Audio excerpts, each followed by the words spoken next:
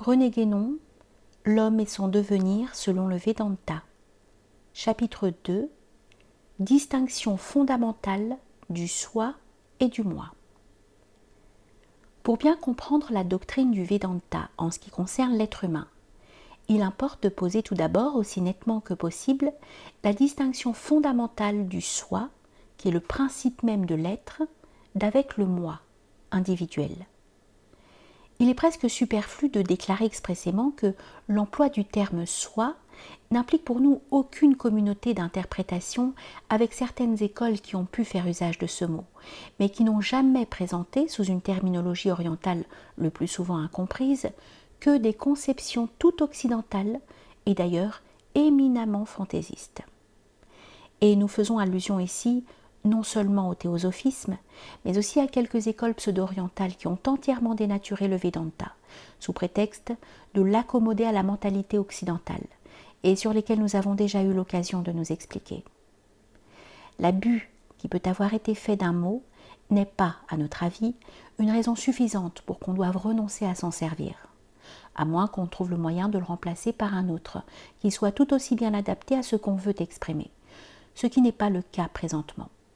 D'ailleurs, si l'on se montrait trop rigoureux à cet égard, on finirait sans doute par n'avoir que bien peu de termes à sa disposition, car il n'en est guère qui, notamment, n'aient été employés plus ou moins abusivement par quelques philosophes. Les seuls mots que nous entendions écarter sont ceux qui ont été inventés tout exprès pour des conceptions avec lesquelles celles que nous exposons n'ont rien de commun. Telles sont, par exemple, les dénominations des divers genres de systèmes philosophiques. Tels sont aussi les termes qui appartiennent en propre au vocabulaire des occultistes et autres néo-spiritualistes. Mais pour ceux que ces derniers n'ont fait qu'emprunter à des doctrines antérieures qu'ils ont l'habitude de plagier effrontément sans en rien comprendre, nous ne pouvons évidemment nous faire aucun scrupule de les reprendre, en leur restituant la signification qui leur convient normalement. Au lieu des termes « soi » et « moi », on peut aussi employer ceux de personnalité et d'individualité, avec une réserve cependant, car le soi, comme nous l'expliquerons un peu plus loin, peut être encore quelque chose de plus que la personnalité. Les théosophistes, qui semblent avoir pris plaisir à embrouiller leur terminologie, prennent la personnalité et l'individualité dans un sens qui est exactement inverse de celui où elles doivent être entendues correctement. C'est la première qu'ils identifient au moi et la seconde au soi. Avant eux, au contraire, et en Occident même, toutes les fois qu'une distinction quelconque a été faite entre ces deux termes, la personnalité a toujours été regardée comme supérieure à l'individualité. Et c'est pourquoi nous disons que c'est là le rapport normal, qu'il y a tout avantage à maintenir. La philosophie scolastique, en particulier, n'a pas ignoré cette distinction, mais il ne semble pas qu'elle lui ait donné sa pleine valeur métaphysique, ni qu'elle en ait tiré les conséquences profondes qui y sont impliquées. C'est d'ailleurs ce qui arrive fréquemment, même dans les cas où elle présente les similitudes les plus remarquables avec certaines parties des doctrines orientales. En tout cas, la personnalité, entendue métaphysiquement, n'a rien de commun avec ce que les philosophes modernes appellent si souvent la personne humaine, qui n'est en réalité rien d'autre que l'individualité pure et simple. Du reste, c'est celle-ci seule, et non la personnalité, qui peut être dite proprement humaine. D'une façon générale, il semble que les Occidentaux, même quand ils veulent aller plus loin dans leur conception que ne le font la plupart d'entre eux, prennent pour la personnalité ce qui n'est véritablement que la partie supérieure de l'individualité, ou une simple extension de celle-ci. Dans ces conditions, tout ce qui est de l'ordre métaphysique pur reste forcément en dehors de leur compréhension. Le soi est le principe transcendant et permanent dont l'être manifesté, l'être humain par exemple, n'est qu'une modification transitoire et contingente, modification qui ne saurait d'ailleurs aucunement affecter le principe, ainsi que nous l'expliquerons plus amplement par la suite. Le soi, en tant que tel, n'est jamais individualisé et ne peut pas l'être, car devant être toujours envisagé sous l'aspect de l'éternité et de l'immutabilité, qui sont les attributs nécessaires de l'être pur, il n'est évidemment susceptible d'aucune particularisation qui le ferait être autre que soi-même. Immuable en sa nature propre, il développe seulement les possibilités indéfinies qu'il comporte en soi-même, par le passage relatif de la puissance à l'acte, à travers une indéfinité de degrés, et cela sans que sa permanence essentielle en soit affectée, précisément parce que ce passage n'est que relatif, et parce que ce développement n'en est à vrai dire qu'autant qu'on l'envisage du côté de la manifestation, en dehors de laquelle il ne peut être question de succession quelconque, mais seulement d'une parfaite simultanéité, de sorte que cela même, qui est virtuel sous un certain rapport, ne s'en trouve pas moins réalisé dans l'éternel présent. À l'égard de la manifestation, on peut dire que le soi développe ses possibilités dans toutes les modalités de réalisation, en multitude indéfinie, qui sont pour l'être intégral autant d'états différents, états dont un seul, soumis à des conditions d'existence très spéciales qui le définissent, constitue la portion, ou plutôt la détermination particulière de cet être, qui est l'individualité humaine. Le soi est ainsi le principe par lequel existent, chacun dans son domaine propre, tous les états de l'être. Et ceci doit s'entendre non seulement des états manifestés dont nous venons de parler, individuels comme l'état humain, ou supra-individuels, mais aussi, bien que le mot exister devienne alors impropre, de l'état non manifesté, comprenant toutes les possibilités qui ne sont susceptibles d'aucune manifestation, en même temps que les possibilités de manifestation elles-mêmes en mode principiel. Mais ce soi lui-même n'est que par soi, n'ayant et ne pouvant avoir dans l'unité totale et indivisible de sa nature intime aucun principe qui lui soit extérieur. Le soi, considéré par rapport à un être, comme nous venons de le faire, est proprement la personnalité. On pourrait, il est vrai, restreindre l'usage de ce dernier mot au soi comme principe des états manifestés, de même que la personnalité divine, Ishvara, est le principe de la manifestation universelle. Mais on peut aussi l'étendre analogiquement au soi comme principe de tous les états de l'être, manifestés et non manifestés.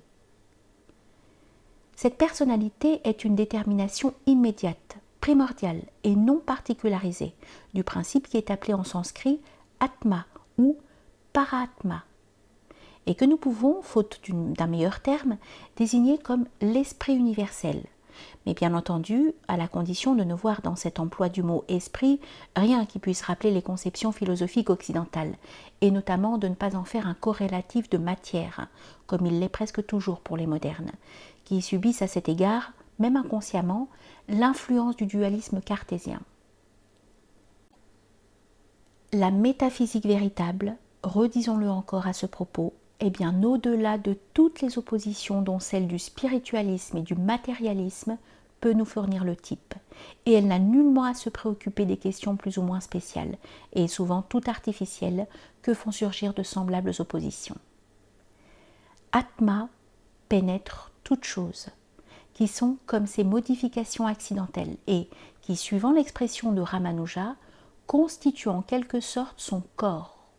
Ce mot ne devant être pris ici que dans un sens purement analogique, qu'elle soit d'ailleurs de nature intelligente ou non intelligente, c'est-à-dire suivant les conceptions occidentales, spirituelles aussi bien que matérielles, car cela n'exprimant qu'une diversité de conditions dans la manifestation, ne fait aucune différence au regard du principe inconditionné et non manifesté. Celui-ci, en effet, est le suprême soi, c'est la traduction littérale de Paratma, de tout ce qui existe sous quelque mode que ce soit, et il demeure toujours le même à travers la multiplicité indéfinie des degrés de l'existence, entendu au sens universel, aussi bien qu'au-delà de l'existence, c'est-à-dire dans la non-manifestation principielle. Le soi, même pour un être quelconque, est identique en réalité à Atma, puisqu'il est essentiellement au-delà de toute distinction et de toute particularisation. Et c'est pourquoi en sanskrit, le même mot Atman, au cas autre que le nominatif, tienne-le du pronom réfléchi soi-même. Le soi n'est donc point vraiment distinct d'Atma. si ce n'est lorsqu'on l'envisage particulièrement et distinctivement par rapport à un être, et même plus précisément par rapport à un certain état défini de cet être, tel que l'état humain, et seulement en tant qu'on le considère sous ce point de vue spécialisé et restreint. Dans ce cas, d'ailleurs ce n'est pas que le soi devienne effectivement distinct d'Atma en quelque manière, car il ne peut être autre que soi-même, comme nous le disions plus haut, il ne saurait évidemment être affecté par le point de vue dont on l'envisage non plus que par aucune autre contingence. Ce qu'il faut dire, c'est que, dans la mesure même où l'on fait cette distinction, on s'écarte de la considération directe du soi pour ne plus considérer véritablement que son reflet dans l'individualité humaine, ou dans tout autre état de l'être, car il va sans dire que, vis-à-vis du soi, tous les états de manifestation sont rigoureusement équivalents et peuvent être envisagés semblablement. Mais présentement, c'est l'individualité humaine qui nous concerne d'une façon plus particulière. Ce reflet dont nous parlons détermine ce qu'on peut appeler le centre de cette individualité. Mais si on l'isole de son principe, c'est-à-dire du soi lui-même, il n'a qu'une existence purement illusoire, car c'est du principe qu'il tire toute sa réalité, et il ne possède effectivement cette réalité que par participation à la nature du soi, c'est-à-dire en tant qu'il s'identifie à lui par universalisation. La personnalité, insistons-y encore, est essentiellement de l'ordre des principes au sens le plus strict de ce mot, c'est-à-dire de l'ordre universel. Elle ne peut donc être envisagée qu'au point de vue de la métaphysique pure, qui a précisément pour domaine l'universel. Les pseudo-métaphysiciens de l'Occident ont pour l'habitude de confondre avec l'universel des choses qui en réalité appartiennent à l'ordre individuel, ou plutôt comme ils ne conçoivent aucunement l'universel, ce à quoi ils appliquent abusivement ce nom est d'ordinaire le général, qui n'est proprement qu'une simple extension de l'individuel. Certains poussent la confusion encore plus loin. Les philosophes empiristes, qui ne peuvent pas même concevoir le général, l'assimilent au collectif, qui n'est véritablement que du particulier. Et par ces dégradations successives, on en arrive finalement à rabaisser toute chose au niveau de la connaissance sensible, que beaucoup considèrent en effet comme la seule possible parce que leur horizon mental ne s'étend pas au-delà de ce domaine et qu'ils voudraient imposer à tous les limitations qui ne résultent que de leur propre incapacité, soit naturelle, soit acquise par une éducation spéciale. Pour prévenir toute méprise du genre de celle que nous venons de signaler, nous donnerons ici une fois pour toutes le tableau suivant qui précise les distinctions essentielles à cet égard et auxquelles nous prierons nos lecteurs de se reporter en toute occasion où ce sera nécessaire afin d'éviter des redites par trop fastidieuses. De gauche à droite, nous avons un couple universel, individuel, etc. Le deuxième groupe général, particulier, etc. Et le troisième groupe, collectif, singulier. Il importe d'ajouter que la distinction de l'universel et de l'individuel ne doit pas être regardée comme une corrélation, car le second des deux termes, s'annulant rigoureusement au regard du premier, ne saurait lui être opposé en aucune façon. Il en est de même en ce qui concerne le non manifesté et le manifesté. D'ailleurs, il pourrait sembler au premier abord que l'universel et le non manifesté doivent coïncider. Et d'un certain point de vue, leur identification serait en effet justifiée, puisque métaphysiquement, c'est le non manifesté qui est tout l'essentiel. Cependant, il faut tenir compte de certains états de manifestation qui, étant informels, sont par là même supra-individuels. Si donc on ne distingue que l'universel et l'individuel, on devra forcément rapporter ces états à l'universel, ce qu'on pourra d'autant mieux faire qu'il s'agit d'une manifestation qui est encore principielle en quelque sorte, au moins par comparaison avec les états individuels. Mais cela, bien entendu, ne doit pas faire oublier que tout ce qui est manifesté, même à ces degrés supérieurs, est nécessairement conditionné, c'est-à-dire relatif. Si l'on considère les choses de cette façon, l'universel sera non plus seulement le non manifesté, mais l'informel, comprenant à la fois le non manifesté et les états de manifestation supra-individuels. Quant à l'individuel, il contient tous les degrés de la manifestation formelle, c'est-à-dire tous les états où les êtres sont revêtus de forme, car ce qui caractérise proprement l'individualité et la constitue essentiellement comme telle, c'est précisément la présence de la forme parmi les conditions limitatives qui définissent et déterminent un état d'existence. Nous pouvons encore résumer ces dernières considérations dans le tableau suivant. Sur la première ligne, on a l'universel, d'où découle la non-manifestation et la manifestation informelle. Sur la deuxième ligne, l'individuel, d'où découle la manifestation formelle, d'où découle l'état subtil et grossier. Les expressions d'état subtil et d'état grossier, qui se réfèrent à des degrés différents de la manifestation formelle, seront expliquées plus loin. Mais nous pouvons indiquer dès maintenant que cette dernière distinction ne vaut qu'à la condition de prendre pour point de départ l'individualité humaine, ou plus exactement, le monde corporel ou sensible. L'état grossier, en effet, n'est pas autre chose que l'existence corporelle elle-même, à laquelle l'individualité humaine, comme on le verra, n'appartient que par une de ses modalités, et non dans son développement intégral.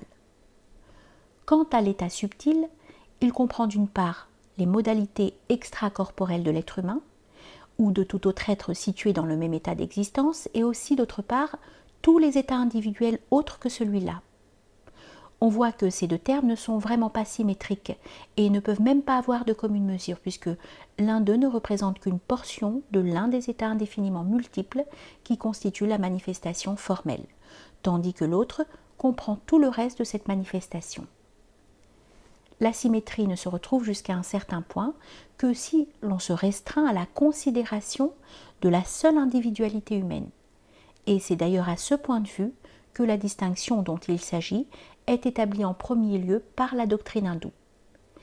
Même si l'on dépasse ensuite ce point de vue, et même si on ne l'a envisagé que pour arriver à le dépasser effectivement, il n'en est pas moins vrai que c'est là ce qu'il nous faut inévitablement prendre comme base et comme terme de comparaison, puisque c'est ce qui concerne l'état où nous nous trouvons actuellement.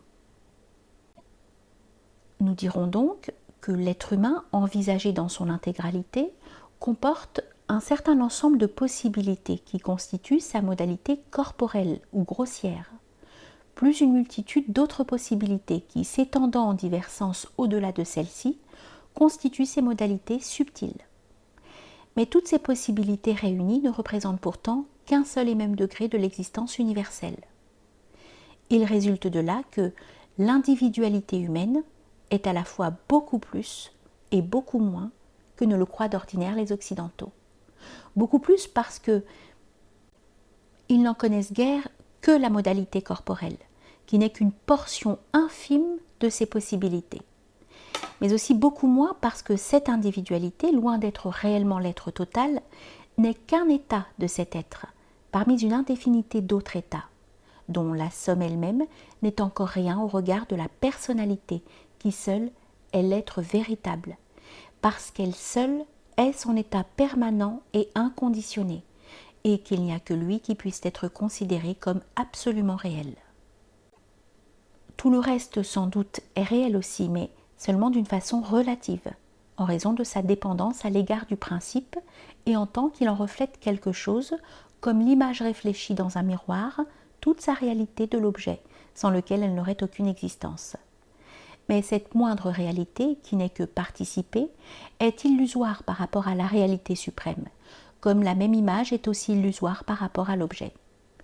Et si l'on prétendait l'isoler du principe, cette illusion deviendrait irréalité pure et simple. On comprend par là que l'existence, c'est-à-dire l'être conditionné et manifesté, soit à la fois réel en un certain sens et illusoire en un autre sens. Et c'est un des points essentiels qui n'ont jamais compris les Occidentaux, qui ont outrageusement déformé le Vedanta par leur interprétation erronée et pleine de préjugés. Nous devons encore avertir plus spécialement les philosophes que l'universel et l'individuel ne sont point pour nous ce qu'ils appellent des catégories. Et nous la rappellerons car les modernes semblent l'avoir quelque peu oublié que les catégories, au sens aristotélicien de ce mot, ne sont pas autre chose que les plus généraux de tous les genres. de sorte qu'elles appartiennent encore au domaine de l'individuel, dont elles marquent d'ailleurs la limite à un certain point de vue. Il serait plus juste d'assimiler à l'universel ce que les scolastiques nomment les transcendantaux, qui dépassent précisément tous les genres, y compris les catégories. Mais si ces transcendantaux sont bien de l'ordre universel, ce serait encore une erreur de croire qu'ils constituent tout l'universel, ou même qu'ils sont ce qu'il y a de plus important à considérer pour la métaphysique pure. Ils sont coextensifs à l'être, mais ne vont point au-delà de l'être, auquel s'arrête d'ailleurs la doctrine dans laquelle ils se sont ainsi envisagés. Or, si l'ontologie, ou la connaissance de l'être, relève bien de la métaphysique, elle est fort loin d'être la métaphysique complète et totale, car l'être n'est point le non manifesté en soi, mais seulement le principe de la manifestation, l'être avec un grand E. Et par suite, ce qui est au-delà de l'être importe beaucoup plus encore métaphysiquement que l'être lui-même. En d'autres termes, c'est Brahma et non Ishvara qui doit être reconnu comme le principe suprême. C'est ce que déclarent expressément et avant tout les Brahma Sutras qui débutent par ces mots. Ouvrez les guillemets. Maintenant commence l'étude de Brahma. Fermez les guillemets. À quoi Shankaracharya ajoute ce commentaire. Ouvrez les guillemets. En enjoignant la recherche de Brahma, ce premier sutra recommande une étude réfléchie des textes des Upanishads, faite à l'aide d'une dialectique qui, les prenant pour base et pour principe, ne soit jamais en désaccord avec eux et qui, comme eux, mais à titre de simple moyen auxiliaire, se propose pour fin la délivrance. Fermez les guillemets.